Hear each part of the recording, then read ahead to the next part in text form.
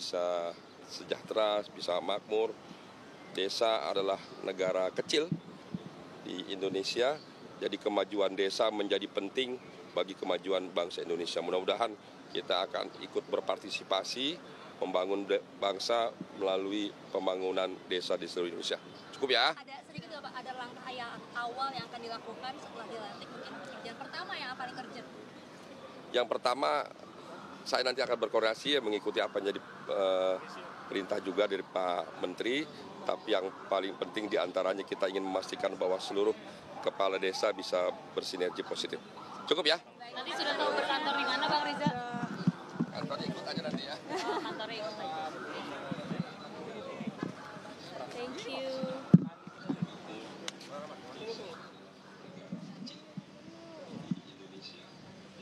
Pernyataan dari Ahmad Riza Patria yang telah didapuk oleh Presiden Prabowo Subianto sebagai Wakil Menteri Desa dan Pembangunan Daerah Tertinggal. Pemirsa, Anda menyaksikan pelantikan Kabinet Merah Putih bersama saya Windy Wellingtonia, dan saat ini di layar kaca Anda sedang menyaksikan kondisi ataupun situasi terkini di Istana Kepresidenan. Sejumlah wakil menteri telah terus tampak berdatangan di Istana Kepresidenan, dan pemirsa di studio juga ada pengamat politik Adi Prayitno yang akan membahas lebih lanjut mengenai para wakil menteri dan wakil kepala badan yang saat ini setelah berdatangan di Istana Kepresidenan. Selamat siang, selamat sore maksud saya. Mas Adi, Assalamualaikum. Waalaikumsalam warahmatullahi wabarakatuh. Selamat sore, Windy. Ya, Mas Adi, ini kita lihat bahwa wakil menteri ini sudah mulai berdatangan di Istana Kepresidenan, dan juga tadi kita sama-sama sudah mendengarkan keterangan dari Ahmad Riza Patria.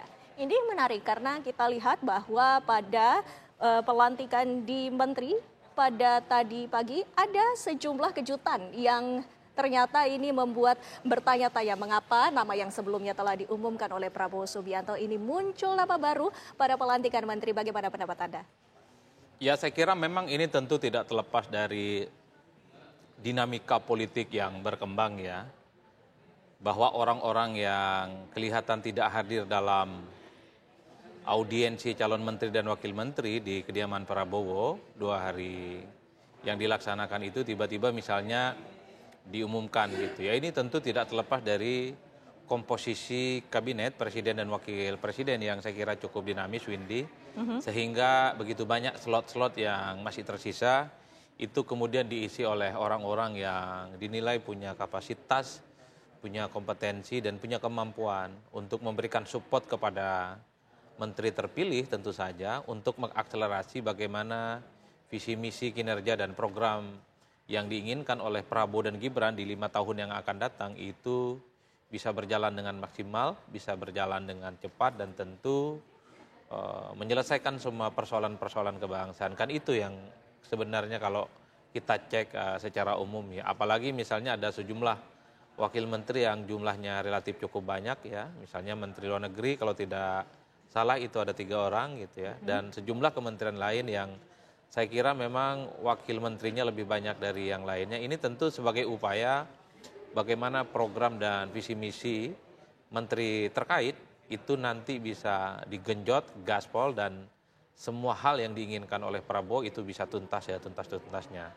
Oleh karena itu bagi saya salah satu nilai positif dari koalisi gemuk itu tentu saja karena ini begitu banyak menggabungkan kekuatan politik, resource politik yang mestinya ini menjadi stimulus bahwa visi misi dan kerja Prabowo untuk 5 tahun yang akan datang mestinya jauh lebih mudah bisa dituntaskan. Mengingat ini yang didelegasikan sebagai menteri dan wakil menteri adalah mereka yang menurut saya kader-kader terbaik, baik dari kalangan partai politik, baik dari kalangan profesional, ataupun dari kalangan-kalangan yang dinilai punya kedekatan dengan partai politik. Jadi ini yang saya kira rakyat di seluruh Indonesia berharap betul bahwa kurang lebih sekitar 108 menteri dan wakil menteri ini adalah mereka yang bekerja secara maksimal, bekerja secara cepat, sehingga Indonesia merdeka seperti yang dibayangkan oleh Prabowo itu kan bisa tercapai. Apa itu Indonesia merdeka? Adalah Indonesia yang tak lagi ada orang miskin, tak lagi ada stunting, tak lagi ada keterbelakangan, tak ada lagi ada pengangguran. Sehingga Indonesia itu keluar dari jebakan middle income trap ya, dan Indonesia bisa menyongsong Indonesia emas untuk beberapa tahun di kemudian hari. Nah itu yang saya tangkap ya. Dan kita juga lihat bersama bahwa para wakil menteri, baik yang sebelumnya telah dipanggil oleh Presiden Republik Indonesia Prabowo Subianto, mulai berdatangan. Dan ini juga menjadi hal yang menarik pula, bahwa sama dengan pelantikan pada Menteri, Ketua MPR RI tadi Ahmad Muzani juga telah tiba ikut turut menyaksikan pelantikan yang nantinya akan dilakukan oleh para wakil menteri dalam hal tanda tangan sumpah jabatan yang nantinya akan dibacakan oleh Wakil Menteri didampingi oleh Presiden Republik Indonesia Prabowo Subianto. Dan juga selain itu dengan tadi berbicara adanya banyak kementerian, Mas Adi. Ini kan artinya dengan semakin banyaknya kementerian bisa juga diartikan bahwa dari kementerian-kementerian tersebut akan semakin fokus pada kinerja dan juga tanggung jawab yang telah diembannya. Ya, saya kira memang selama ini ada kementerian yang terlampau banyak mengurusi persoalan. Misalnya Kementerian Pendidikan, Riset, Dikti, dan Kebudayaan. Itu cakupan kinerjanya menurut saya cukup luas.